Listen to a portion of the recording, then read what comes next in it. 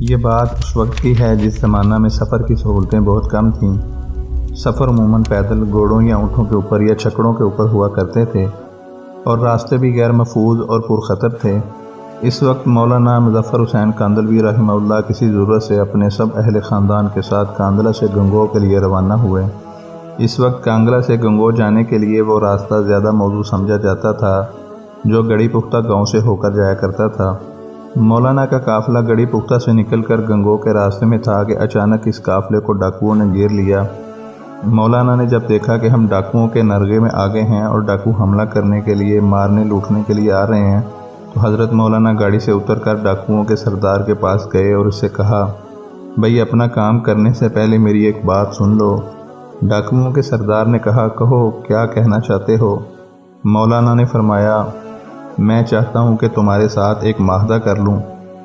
ڈاکوؤں کے سردار نے معاہدے کی تفصیل پوچھی تو مولانا نے کہا، معاہدہ اس طرح کر لو کہ تم ہماری عورتوں کو مت چھیڑنا، انہیں ہاتھ مت لگانا، اور ہم اپنے پاس زیور، پیسہ روپیہ، کوئی بھی قیمتی سامان نہیں رکھیں گے، سب تمہیں دے دیں گے۔ ڈاکوؤں کے سردار نے یہ بات سنی تو انہوں نے مولانا کی یہ فرمائش فوراً قبول کر لی۔ اب ڈاکوؤں کا گروہ ایک سائیڈ پر ہو کر بیٹھ گیا۔ مولانا اپنے خاندان کی سواریوں کے پاس تشریف لائے اور سب عورتوں کو مخاطب کر کے فرمایا کہ جس کے پاس جو زیور اور قیمتی سامان ہو وہ دے دو۔ عورتوں بچیوں نے اپنے اپنے زیورات اتارنے اور پیسے وغیرہ نکالنے شروع کر دیے۔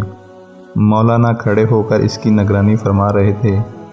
جب سب زیورات جمع ہو گئے تو مولانا ان سب کو ایک کپڑے میں باندھ کر ڈاکوؤں کے گروہ کے پاس لائے اور کہا، بھائی دیکھو میں سب سامان لے آیا ہوں۔ یہ کہہ کر گٹری اس ڈاکوؤں کے سردار کے حوالے کی، اور ڈاکوؤں کے لیے یہ بات ایک نہایت حیران کن تھی، لیکن انہوں نے اپنی بات کو نبھایا اور قافلے کی کسی عورت کی طرف دیکھا تک بھی نہ تھا۔ ڈاکو وہ سامان لے کر بہت خوش ہوئے اور مولانا کا قافلہ اپنی منزل کی طرف روانہ ہو گیا۔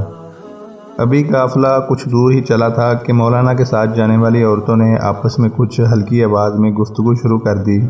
حضرت مولانا نے اس کو محسوس کر لیا اور پوچھا، کیا بات ہے؟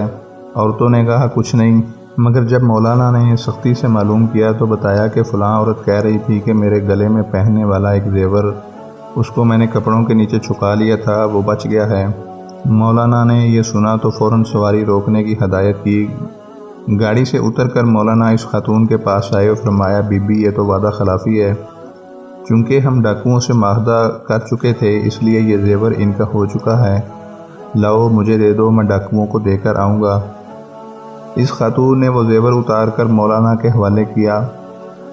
مولانا صاحب نے جب دیکھا تو وہ خاصا بھاری اور قیمتی تھا۔ مولانا صاحب نے وہ زیور پکڑا اور ڈاکوؤں کے گروہ کی طرف واپس چل پڑے۔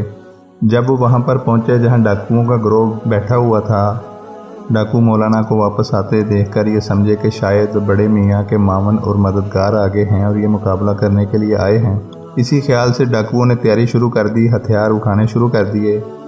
تو مولانا نے اونچی آواز سے کہا، بھائی سنو، میں لڑنے کے لیے نہیں آیا، میں تو ایک بات کہنے اور تمہاری ایک امانت تمہیں لوٹانے کے لیے آیا ہوں۔ مولانا یہ فرمانے کے بعد ڈاکوؤں کے سردار کے پاس پہنچے اور اس سے مخاطب ہو کر فرمایا، بھئی میں تم سے معافی مانگنے اور تمہاری ایک امانت واپس کرنے کے لیے آیا ہوں۔ تم اپنے وعدے اور بات کے سچے نکلے کہ تم نے ہماری عورتوں کی طرف دیکھا تک بھی نہیں، لیکن ہم اپنا وعدہ پورا نہ کر سکے۔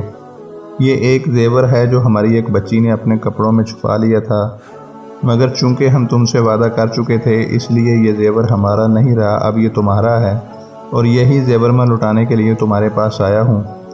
یہ اپنا زیور سنبھالو، ہماری اس غلطی کو معاف کر دو۔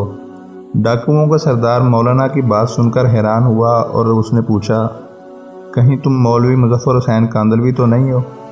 اس علاقے کے اندر وہی ایک ایسے سچے آدمی ہیں۔ مولانا نے فرمایا، ہاں بھائی، مظفر حسین میرا ہی نام ہے۔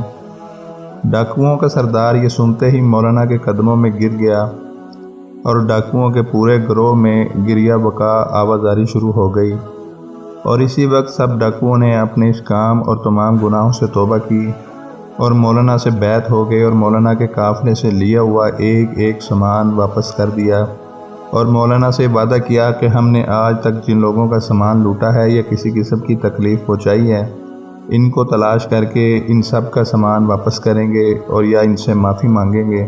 کسی نے سچ کہا ہے، آج بھی ہو جو ابراہیم کا ایمان پیدا، آگ کر سکتی ہے اندازے گلستان پیدا۔